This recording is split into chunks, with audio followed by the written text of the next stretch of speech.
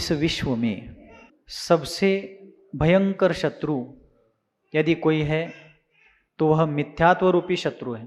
आचार्यों ने शास्त्रों में कहा है कि कोई व्यक्ति यदि विष का सेवन करता है, जहर का सेवन करता है और यदि उसकी मृत्यु भी होती है तो एक बार ही मरेगा वो। लेकिन जहर का सेवन करने वाला मरेगा ही ऐसा कोई नियम नहीं, वो बच भी सकता है। अग्नि में प्रवेश करने वाला व्यक्ति मरेगा ही ये कोई नियम नहीं, लेकिन मरा भी तो भी एक ही बार मरेगा। किसी व्यक्ति को सांप ने, हलाहल नाग ने भी काट लिया, वो बच भी सकता है, यदि मर भी गया तो एक बार मृत्यु को प्राप्त होगा। ऐसे ही और अनेक प्रसंगों से भी यदि व्यक्ति गुजरता है तो एक ही बार संकटग्रस्त होता है, एक बार ही मरण को प्राप्त होगा।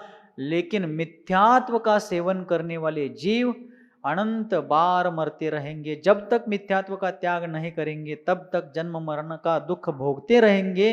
इसलिए इस विश्व में मिथ्यात्व के कारण ही सभी जीव दुखग्रस्त है।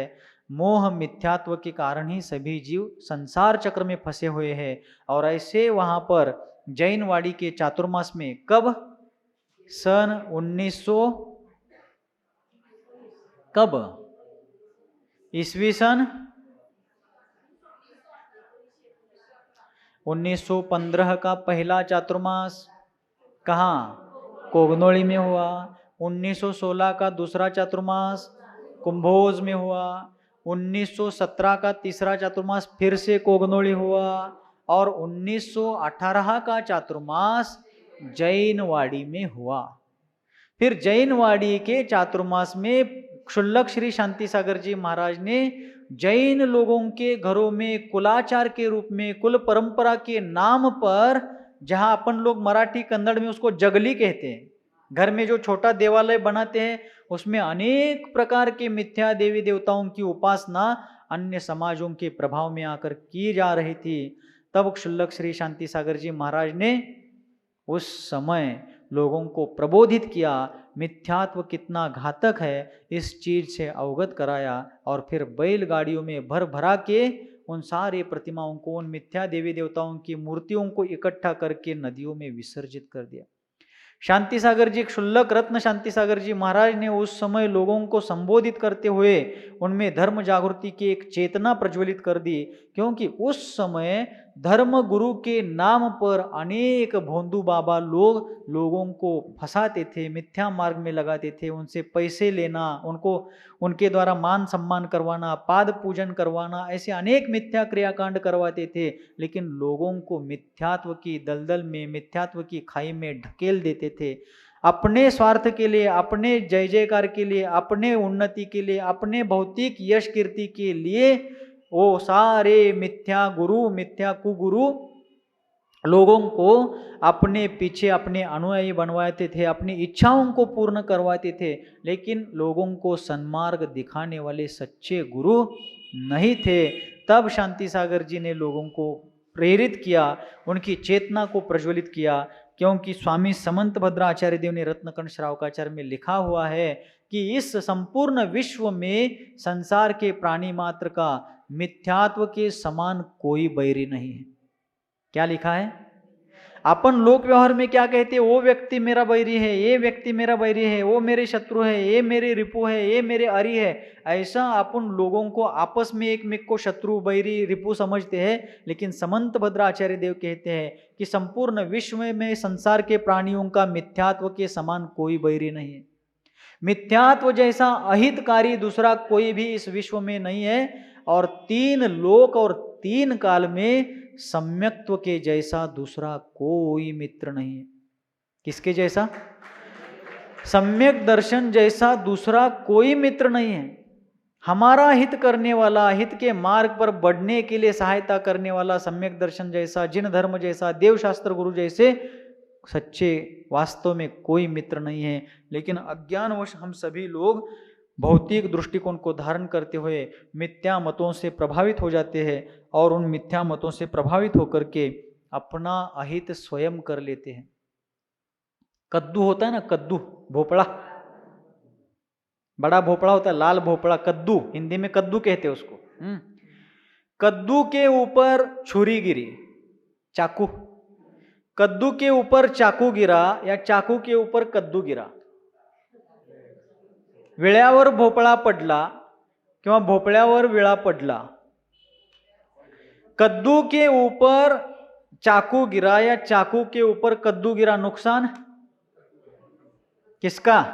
कद्दू का ही होने वाला है। इसी प्रकार हम स्वयं अपने मिथ्यात्व के उदय में मिथ्यात्व भाव करें या किन्हीं कुदेव शास्त्र गुरु के प्रभाव से उनकी प्रेरणा से मिथ्यात्व का कार्य करे, नुकसान तो अपना ही होना है। तब शांति सागर जी ने लोगों को बताया कि जिसे आप धर्म मानते हो वो धर्म के नाम पर अधर्म है, जिन्हें आप अपने मार्गदर्शक हितकारक मानते हो वो आपको लूट रहे हैं, वो धर्म गुरु बन करके आपको अधर्म की खाई में ढकेल रहे हैं, आप सतर्क हो जाइए। इस प्रकार उन्होंने लोगों में जागृति लाई और फिर आगे बढ़ करके लोगों के भीतर धीरे धीरे धीरे धीरे धर्म भावना जागृत होने लगी। उसी समय 1918 के चातुर्मास में, कहाँ पर? जैनवाड़ी में। जैनवाड़ी के चातुर्मास में वहाँ जैन बहुल समाज होकर के भी लोगों में बहुत गहरा अज्ञान था। अनेक देवताओं को, कुदेवी देवताओं को पूजते थे, उपासना करते थे और उसी दरमियान उस गांव में सांपों का उपद्रव बहुत होता था, है ना? सांपों का बहुत उपद्रव होता था। तो उस समय वहां एक अपने जैन व्यक्ति थे, बाबूराव पंढरपुरे। बाबूराव पंढरपुरे नाम के एक जैन व्यक्ति थे जो सांप के काटने पर सांप का जहर, सांप का विष उतारने का काम करते थे, लेकिन उस विष को उतारने के लिए वो अन्य मिथ्या मंत्रों का, मिथ्या मंत्र तंत्र का आलंबन लेते थे। जिस मिथ्यात्व के कारण जीव अनादिकालीन दुख का अनुभव कर रहा है, उन्हीं मिथ्या मंत्र तंत्रों का प्रयोग करके वो लोगों के विष को उतारते थे और लोग विष चढ़ने पर, लोगों को विष चढ़े, पशुओं को विष चढ़े तो उन लोगों का या पशुओं का विष उतारने के लिए उन्हीं को बुलाते थे। वे जैन होकर के भी अज्ञान के कारण मिथ्या मत मतांतरों से प्रेरित होकर के मिथ्या मंत्र तंत्रों का प्रयोग करके जहर उतारने का काम करते थे। हमारे गांव के बाबूराव पंढरपुरे जी को छोड़ करके बाकी सबको मिथ्यात्व त्याग का नियम दीजिए, लेकिन उनको मत दीजिए। महाराज बोले क्यों?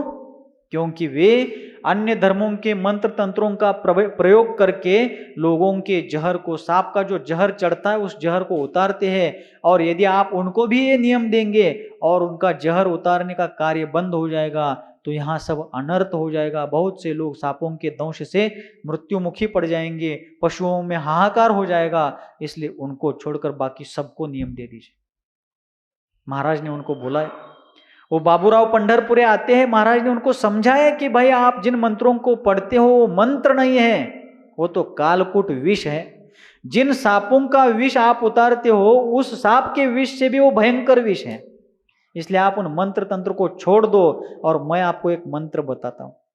फिर महाराज जी ने उनको कहा, चलो मैं आपको जो मंत्र दे रहा हूं आप उस मंत्र की साधना करना, जहर उतारते समय उसी मंत्र का प्रयोग करना। 2 महीने तक आप इसी का अभ्यास करो। यदि 2 महीने में आपको इस मंत्र का प्रभाव नहीं दिखा फिर मैं आपको कोई बंधन नहीं डालूंगा। समझ में आ रहा है?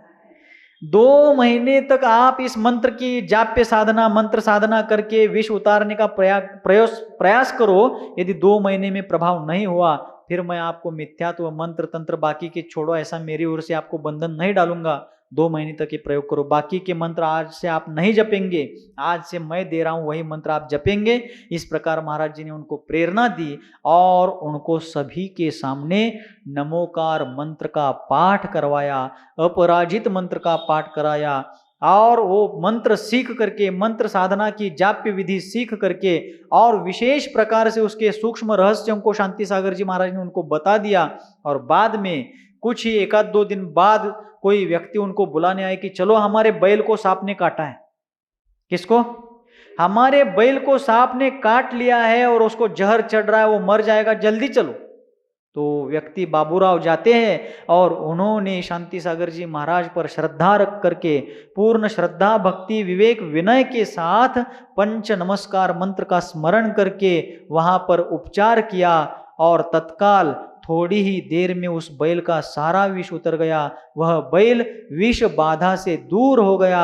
उस मंत्र की साधना का और उसके प्रभाव का प्रत्यक्ष अपने आंखों से प्रयोग देख करके बाबूराव पंढरपुरे तुरंत महाराज जी के चरणों में आते हैं और कहते हैं, महाराज 2 महीने के लिए आपने मुझे मोहलत दी थी, लेकिन 2 दिन में ही आपका प्रयोग सफल हो गया। आज आपके आग्रह बिना मैं अपनी स्वेच्छा से आपसे प्रभावित होकर के मरणांत मिथ्यात्व का, मिथ्या मंत्र तंत्रों का त्याग करता हूं और देव शास्त्र गुरु के अलावा, वीतराग देव सिद्धांत शास्त्र निर्ग्रंथ गुरुओं के अलावा अन्य कहीं पर भी मैं शरण नहीं जाऊंगा। इस प्रकार की उन्होंने श्रद्धा भक्ति पूर्वक वहां पर शपथ ली, नियम लिया और अपने अंधश्रद्धा का त्याग किया।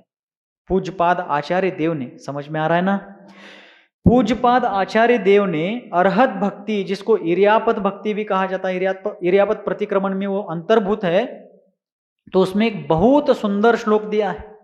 पूज्यपाद आचार्य देव, जिनेन्द्र देव के प्रति ही श्रद्धान करना कितना महत्वपूर्ण है और अन्य कुदेव शास्त्र गुरु की आराधना कितनी हानिकारक है, इसका वर्णन करते हुए कहते हैं, जन्मोन्मार्जम भजतु भवतः पाद पद्मं न लभ्यम तच्चेत स्वैरम चरतुन च दुर्देवताम सेवताम सह अश्नात्यन्नम यदि सुलभम दुर्लभम चेन्मुधास्ते क्षुद्व्यावृत्य कवलयति कह कालकूटम बुभुक्षु।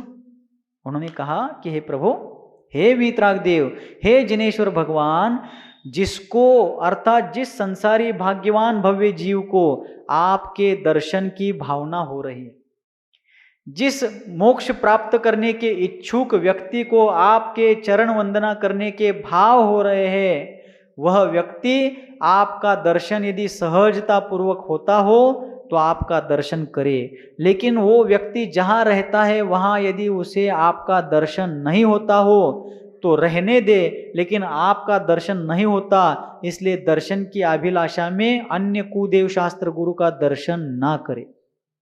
जिन दर्शन होत नसेल तर राहू द्या, परोक्ष रूपानं नमस्कार करा, पण देवदर्शनाच्या निमित्तानं कुदेव शास्त्र गुरूंची पूजा अर्चना करू नका।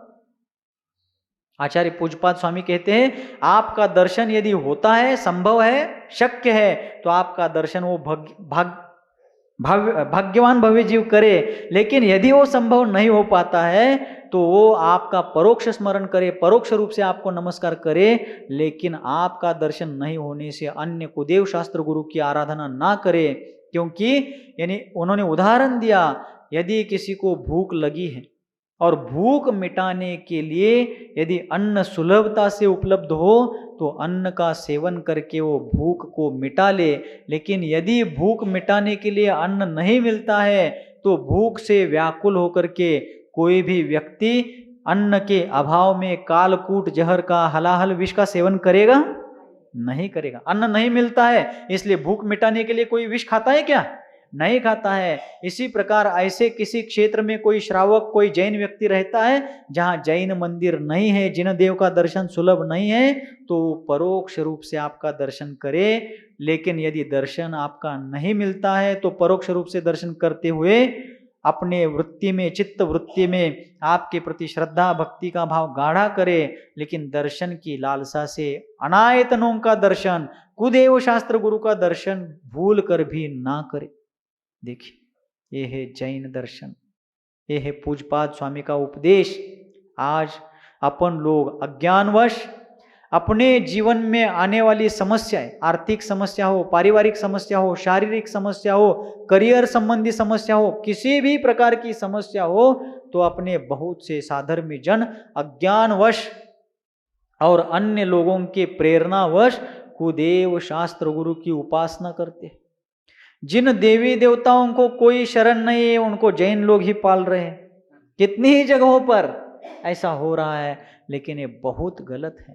अन्य धर्म की, अन्य संप्रदाय की निंदा नहीं चल रही है, सत्यार्थ धर्म की यहाँ पर अर्चना आराधना चल रही है। सत्यार्थ देव शास्त्र गुरु के स्वरूप का यहाँ पर मंथन किया जा रहा है। इसलिए हम लोग यदि जीवन में संयम नहीं धारण कर पाए तो अपनी वो कमजोरी है, यदि धारण कर पाए तो जितनी शक्ति उतना संयम धारण करे, लेकिन सम्यक्त्व के बारे में नो एडजस्टमेंट, सम्यक दर्शन के बारे में, देव शास्त्र गुरु के यथार्थ स्वरूप के बारे में, उनके ऊपर रखे जाने वाले श्रद्धान के बारे में किसी प्रकार का एडजस्टमेंट नहीं होना चाहिए। हाँ, सांप्रदायिक विद्वेष नहीं रखना है, अन्य संप्रदायों के साथ कभी वाद विवाद नहीं रखना है, मैत्री भाव पूर्वक सभी के साथ रहना है, वैविध्यपूर्ण भारत की संस्कृति को जतन करना है, लेकिन श्रद्धा में वीतराग देव सिद्धांत शास्त्र और निर्ग्रंथ गुरुओं के ही उपासना करना।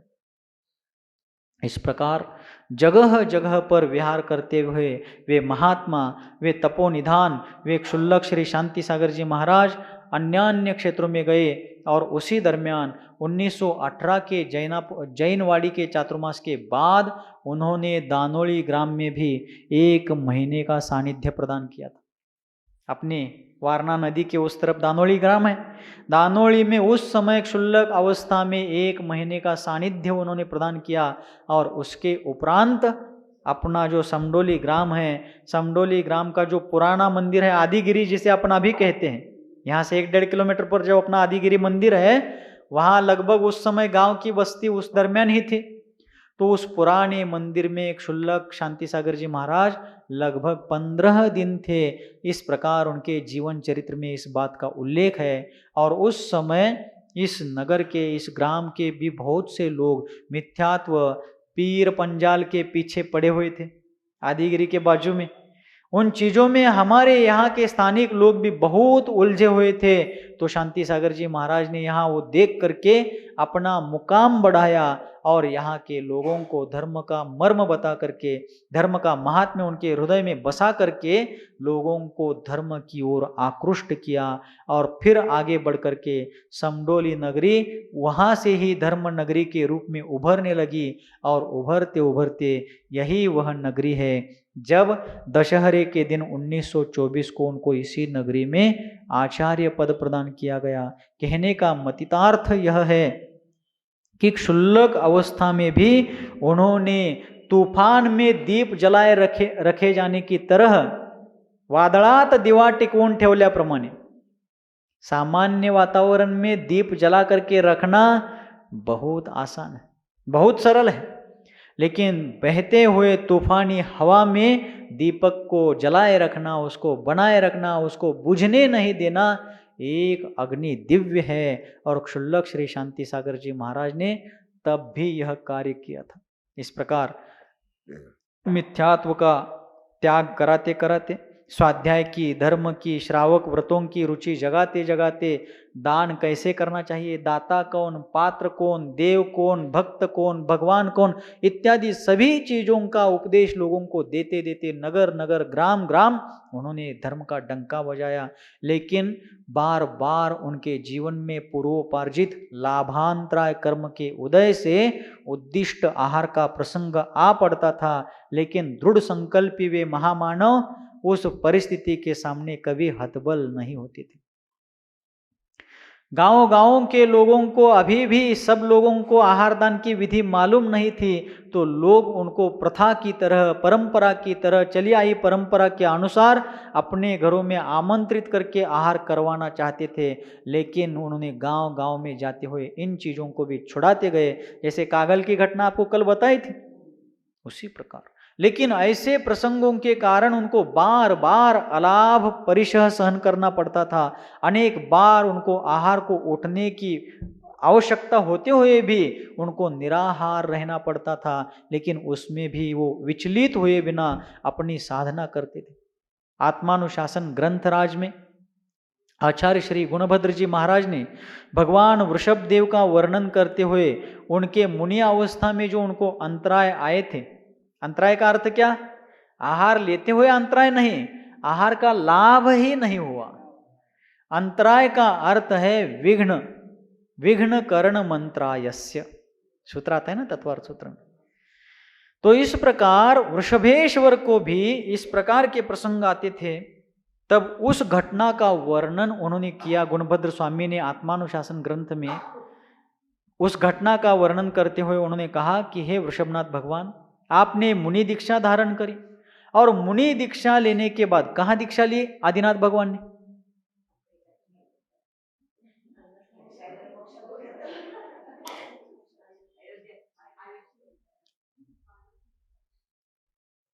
गूगल को पूछो।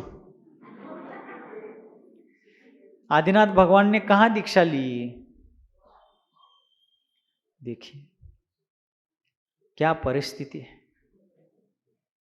अयोध्या में उनका जन्म हुआ है, कैलाश पर्वत पर उनको केवल ज्ञान की और निर्वाण की प्राप्ति हुई है, लेकिन वृषभनाथ भगवान की महाराजा वृषभदेव ने दीक्षा जहां धारण की, उस क्षेत्र का, उस स्थान का, उस जगह का नाम है प्रयाग, जिसे आज प्रयागराज फिर से कहा जाने लगा। कुछ दिन पहले, कुछ साल पहले उसको इलाहाबाद कहा जाता था, लेकिन उसका प्राचीन नाम है प्रयाग, और अभी अभी नामकरण के बाद, नामांतरण के बाद उसका नाम फिर से हो गया प्रयागराज। क्यों नाम पड़ गया उसका प्रयागराज? क्योंकि इस युग के प्रारंभ में, अर्थात अवसर्पिणी काल के तृतीय काल के अंतिम पड़ाव में, जब वृषभनाथ भगवान ने मुनि दीक्षा ली, अर्थात महाराजा वृषभदेव ने जब दिगंबर जैनेश्वरी भगवती मुनि दीक्षा धारण करी, तो उस स्थान पर की, आज जहां पर गंगा, यमुना और सरस्वती इन तीनों नदियों का संगम है, ऐसा कहा जाता है, त्रिवेणी संगम, उस स्थान पर उन्होंने श्रामण्य को, निर्ग्रंथता को अंगीकार करते हुए दिगंबर मुनि दीक्षा धारण की थी। इसलिए उस समय से उस स्थान का नाम प्रयाग पड़ गया। तो प्रयाग क्यों पड़ गया? प्र यानी श्रेष्ठ, प्र अर्थात श्रेष्ठ, और याग अर्थात त्याग। याग कहिए, त्याग कहिए, एक ही बात है। तो इस युग में सर्वप्रथम, सबसे पहले यदि किसी ने सार्वभौमिक साम्राज्य का त्याग करते हुए, संपूर्ण बाह्याभ्यंतर परिग्रह का त्याग करते हुए, संपूर्ण त्याग का मापदंड स्थापित करते हुए जैनेश्वरी मुनि दीक्षा यदि किसी ने ली थी, तो वृषभेश्वर ने ली थी। और जिस जगह पर ऐसा उत्कृष्ट त्याग करते हुए पंचमुष्टि केशलोच के द्वारा उन्होंने संयम का संकल्प लिया था, संयम के व्रताचरण का संकल्प लिया था, उस जगह का नाम तभी से पड़ा प्रयाग। यह है इतिहास। आज वहां कुंभ मेला लगता है, हजारों लोग गंगा स्नान करके अपने आप को पवित्र मान लेते हैं, लेकिन जिस स्थान पर आज वे सभी लोग उस प्रकार का धर्म आयोजन करते हैं, उस स्थान का महात्म्य सबसे पहले उसको महात्म्य प्राप्त हुआ भगवान वृषभदेव के दीक्षा के कारण। इसलिए वो दीक्षा भूमि है भगवान वृषभदेव की। वहीं पर उनके साथ 4000 राजाओं ने उस समय मुनि दीक्षा ली थी। कितने राजाओं ने? 4000 राजाओं ने वृषभेश्वर के साथ उस समय मुनि दीक्षा ली थी। और भगवान वृषभदेव ने वहां पर महान सकल संयम को, महान व्रतों को, महाव्रतों को अंगीकार किया था, इसलिए उस जगह का नाम पड़ गया प्रयाग। ऐसे स्थान को इसलिए पूजा गया है। तो तब वृषभनाथ भगवान को मुनि दीक्षा लेने के बाद उन्होंने संकल्प लिया कि 6 महीने मैं ध्यान साधना करूंगा। उन्होंने प्रतिमा योग धारण की। क्या धारण किया? 6 महीने तक पद्मासन में बैठ करके वो आत्मा आराधना करते रहे, आत्म ध्यान करते रहे, प्रतिमा योग धारण किया। और 6 महीने ध्यान साधना का संकल्प पूर्ण होने के बाद वे आहार को चले। कहाँ चले? आहार के लिए चले। वे तीर्थंकर थे, तद्भव मोक्षकामी थे, वज्र वृषभ नाराज सहनन के धारक थे। वे यदि आहार को नहीं भी जाते उनको कुछ नहीं होता, लेकिन वे तीर्थंकर थे, तो उनका कर्तव्य होता है कि दाताओं को आहार विधि समझ में आनी चाहिए और मुनियों को आहार लेने की विधि मुनियों को समझ में आनी चाहिए। इसलिए उसका मार्गदर्शन करने के लिए वे आहार के लिए उठे। लेकिन तीर्थंकरों का एक नियम होता है, जब वे दीक्षा लेते हैं तब से लेकर केवल ज्ञान होने तक उनका अखंड मौन होता है, निरतिचार मौन का वे पालन करते हैं। इसलिए हम जैसा वो उपदेश, केवल ज्ञान के पहले हम जैसे सामान्य लोगों की तरह वो शाब्दिक उपदेश नहीं करते थे। अब वे आहार को तो उठ रहे हैं, 6 महीने की उनकी ध्यान साधना होने के बाद आहार को तो जा रहे हैं, लेकिन लोगों को आहार विधि मालूम नहीं थी। कोई कह रहा है महाराज आइए हमारा राज्य लीजिए, लेकिन हमारे घर भोजन को चलिए। कोई कहता है, जैसे शांति सागर जी महाराज को भी कह रहे हैं ना लोग, चलिए शुल्लक जी हमारे यहाँ भोजन आज आपका बना है, आज आप हमारे यहाँ आमंत्रित है, चलो भोजन को। जैसे आप लोग अपने घर में शादी विवाह में लोगों को आमंत्रण पत्रिका देकर बुलाते हैं, बस उनको पत्रिका नहीं देते थे, लेकिन मुख से शब्दों के माध्यम से बुलाते थे, महाराज चलो हमारे घर। वैसे ही वृषभनाथ भगवान के सामने प्रसंग था, महाराज आइए हमारे हाथी घोड़े लीजिए, लेकिन हमारे घर में आहार को आई। महाराज ये हमारा सोना चांदी वगैरह सब रखा हुआ है, हीरे मानिक मोती रखे, ये सब चाहो तो ले लो, लेकिन हमारे घर पधारिए। ऐसे अनेक अनेक प्रस्ताव रख करके लोग वृषभेश्वर को अपने घर में, महाश्रमण वृषभनाथ मुनिराज को अपने घर में आहार के लिए बुलाते थे, लेकिन उनको संपत्ति नहीं चाहिए थी, उनको नवधा भक्ति चाहिए थी। ऐसे 7 माह 8 दिन तक वो विधि लेकर यथा योग्य रूप से भ्रमण करते करते प्रयाग से निकल करके हस्तिनापुर के उपवन में जा पहुंचे। और फिर एक दिन वे सुबह की बेला में आहार के लिए जा रहे थे, और उस समय राजा सोम और उनके छोटे भाई, उनके अनुज राजा श्रेयांश, वो दोनों अपने महल में बैठे थे। उस समय उनको खबर मिली कि महातपोनिधान महाश्रमण भगवान वृषभनाथ मुनिराज अपने यहाँ पधार रहे हैं और वे आहार के लिए जा रहे हैं। और उस समय उनको सुनने मिला कि महीनों से उनकी आहार विधि नहीं मिली है। उस चिंता में पड़ने पर राजा श्रेयांश को अनेक जन्म पूर्व इन्हीं वृषभनाथ के साथ, जब उस समय वे राजा वज्रजंघ और राजा श्रेयांश उस समय थी रानी श्रीमती, उस पर्याय में उन्होंने चारण रुद्धिधारी मुनियों को जो आहार दिया था, उस घटना का जाति स्मरण हो आया और नवदा भक्ति उनको समझ में आ गई। और तत्काल उन्होंने शुद्धि पूर्वक मन वचन काया और अन्न जल की शुद्धि पूर्वक सारी श्रावकों की वहां पर तैयारी कर दी, श्रावकचर्या की, श्रावक के कर्तव्य की तैयारी कर दी, और उस दिन उनको आहार दिया। तो दीक्षा के 13 माह 8 दिन के बाद वृषभनाथ को आहार मिला पहली बार इक्षु रस का। किसका आहार मिला? इक्षु रस का आहार मिला। तो उस घटना का वर्णन आत्मानुशासन में करते हुए आचार्य गुणभद्र जी महाराज कहते हैं कि हे वृषभनाथ भगवान, आपके पिता कुलकर है। वृषभनाथ के पिता कौन थे? क्योंकि एक नियम है कि कर्म भूमि प्रारंभ होने के पहले जो भोग भूमि होती है, जगन्य भोग भूमि, तीसरा काल जिसको अपन कहते हैं, उस भोग भूमि का काल होता है 1 4 3 2 कोड़ा कोड़ी सागर का काल होता है।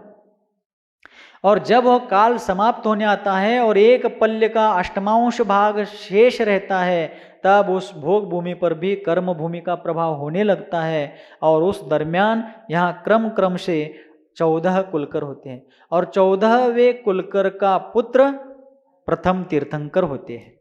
हर बार यह नियम है, हर बार 14 कुलकर इस प्रकार इस पद्धति से होते रहेंगे, और 14वें कुलकर के द्वारा प्रथम तीर्थंकर को जन्म दिया जाएगा। इसी प्रकार वर्तमान के 14वें कुलकर थे नाभिराज, और नाभिराज के द्वारा, उनके माध्यम से हम सभी के लिए भगवान वृषभदेव जगत गुरु के रूप में प्राप्त हुए। मरुदेवी और नाभिराज, इनके द्वारा प्रथम तीर्थंकर को जन्म दिया गया। तो आचार्य गुणभद्र जी महाराज कहते हैं कि हे वृषभेश्वर, आपके पिता कुलकर थे, आप स्वयं तीर्थंकर प्रकृति के धारक थे। आपका एक पुत्र षटखंड पृथ्वी का स्वामी चक्रवर्ती था, दूसरा पुत्र त्रिभुवन को मोहित करने वाला कामदेव था, बाकी के 99 पुत्र तद्भव मोक्षगामी थे।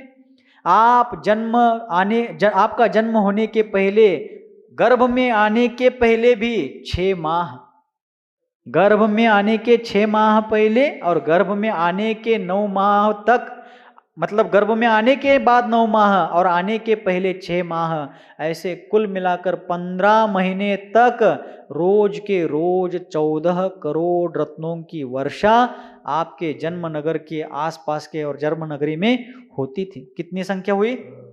63 अरब। 450 दिन हो गए ना। 15 महीने में दिन कितने? 30 दिन का ही एक महीना पकड़ना है, 28 दिन 29 दिन का नहीं पकड़ना है, 31 दिन का नहीं पकड़ना है। भारतीय कालगणना अनुसार हर महीना 30 दिन का होता है। तो 15 महीने के दिन कितने? 450 दिन में रोज के रोज 14 करोड़ रत्न। लोग आंखें बड़ी कर रहे हैं ऐसे, अरे बाप रे। रोज के रोज 14 करोड़ रत्नों की वर्षा 450 दिन हुई। किसी ने कैलकुलेटर पर उसका किया है गणित, तो वहां पर गणित में उत्तर आया 63 अरब। अरब म्हणजे अब्ज, 63 अब्ज इतने रत्नों की वर्षा हुई टोटल 15 महीने में। तो आचार्य गुणभद्र जी कहते भगवान गर्भ में आने से 6 महीने पहले और आने के बाद 9 महीने, कुल 15 महीने रोज के रोज 14 करोड़ रत्नों की वर्षा होती रही। और स्वयं साक्षात सौधर्म इंद्र और असंख्य देव देवता आपके चरणों में हाथ जोड़े हुए नौकर की तरह खड़े हैं और विश्व का संपूर्ण अभ्युदय आपके चरणों में पट पड़ा है। लेकिन जब आप मुनि बने और आहार को निकले, क्या तब सौधर्मेंद्र का अवधि ज्ञान नष्ट हुआ था? क्या भरत बाहुबली की शक्ति लुप्त हुई थी? जब षटखंड पृथ्वी पर साम्राज्य हासिल करने इतना उनका सामर्थ्य था, तो आपको नवदा भक्ति पूर्वक आहार देने की शक्ति चक्रवर्ती के बाहुओं में नहीं थी? सौधर्म इंद्र आपके गर्भ में आने के पहले ही उसके यहाँ घंटानाद, भेरीनाद वगैरह वाद्य बजते हैं। आप आहार को जा रहे हैं लेकिन नवदा विधि नहीं मिल रही है, तो क्यों उसके वाद्य नहीं बज रहे हैं? क्यों उसका अवधि ज्ञान कार्य नहीं कर रहा है? क्यों इतने राजा महाराजा लोग आपके यहाँ बैठे हुए हैं, उनको समझ में नहीं आ रहा है? ऐसा क्यों हो रहा है प्रभु? तब कहा गया कर्म की गति बहुत विचित्र होती है।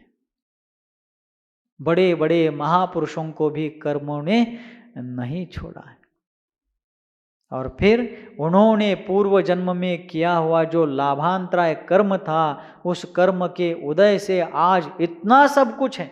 चक्रवर्ती, कामदेव और 101 तद्भव मोक्षगामी पुत्रों के राजाओं के पिता स्वयं तीर्थंकर, कुलकर के पुत्र सौधर्मादि इंद्रों के द्वारा पूजनीय होते हुए भी और अनेक प्रकार के कल्याणकों को प्राप्त, गर्भ कल्याणक, जन्म कल्याणक, राज्याभिषेक, दीक्षाभिषेक, दीक्षा कल्याणक, ये सब हो चुका है।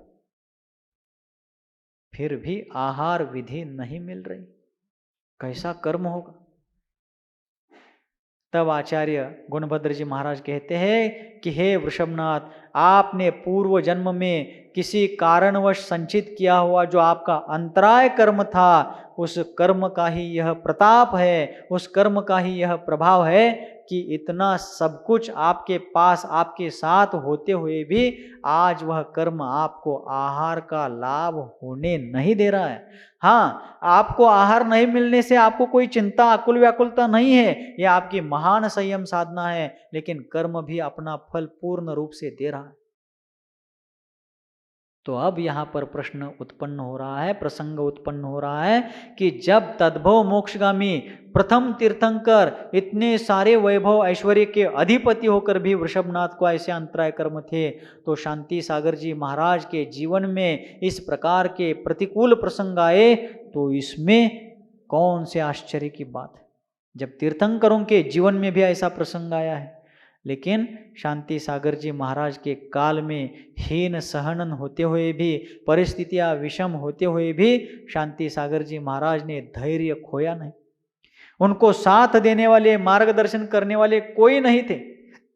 जिनवानी के अलावा उनको मार्ग दिखाने वाले मार्गदर्शक कोई नहीं थे, लेकिन पूर्व जन्म के अपने अनुभव, अपना अलौकिक धैर्य, अपना अद्वितीय साहस इत्यादि के बल पर उन्होंने अपने ही स्वयं के आधार से स्वयं को ही आधार देते हुए, अपने धीरज को बिना खोते हुए, अपने इस मोक्ष मार्ग की साधना को आगे बढ़ाते हुए लोगों को धर्म की गंगा में अवगाहित कराया। इसलिए क्षुल्लक श्री शांति सागर जी महाराज हम सबके लिए बहुत बड़े आधार स्तंभ और हम सबके बहुत बड़े उपकारक है। उनके उपकारों का ऋण चुका सकते हैं? आप कोई है इतने संपन्न जो उनके ऋण को चुका पाए? है? 3 लोक की सारी दौलत भी उनके सामने रख करके कहा जाए कि महाराज देखो, इतनी संपत्ति से हमारा आपका हमारे ऊपर जो ऋण है, और ऋण चुक सकता है क्या? महाराज तो कुछ नहीं बोलेंगे, क्योंकि वो कहेंगे मेरा आपके ऊपर उपकार थोड़ी है, मैंने अपना कर्तव्य किया है। लेकिन फिर भी 3 लोक की निधि भी हम उनके चरणों में रख देंगे, चढ़ा देंगे, तो भी उनके उपकारों से हम मुक्त नहीं हो पाएंगे। ऐसी परिस्थितियों में मजाक है क्या?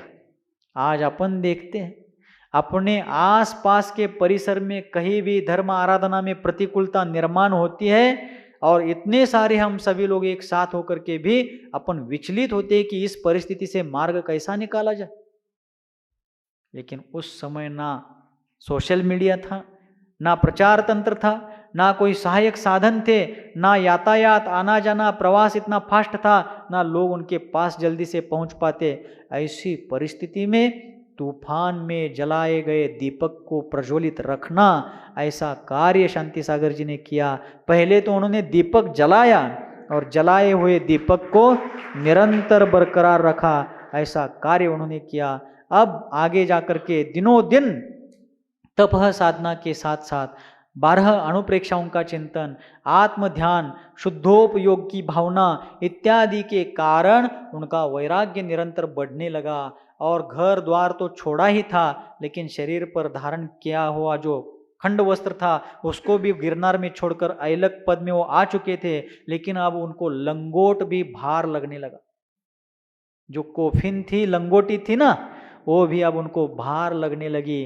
अब उनके भीतर एक अनिवार्य भावना उत्पन्न होने लगी कि मुझे निर्घ्रंथ दिगंबर जिन मुद्रा धारण करना है, यथाजात मुनि रूप धारण करना है, जिस मुद्रा को वृषभादि महावीर पर्यंत 2400 तीर्थंकरों ने और असंख्यात मुनियों ने, केवलियों ने धारण किया था, उस निर्घ्रंथ मुद्रा को धारण करके मुझे निजात्मा का अनुभव करना है। रत्नत्रय के चरम उत्कर्ष साधना को करके असंख्यात गुण श्रेणी रूप से कर्म निर्जरा को और बढ़ाना है और पुनश्च दिगंबरत्व की निर्घ्रंथता की निर्दोष साधना का कीर्ति ध्वजा इस विश्व में फहराना है। इस प्रकार की भावना उनके अंतरंग में दिनों दिन बढ़ने लगी और वह मुनि दीक्षा के लिए प्रयासरत हो गए।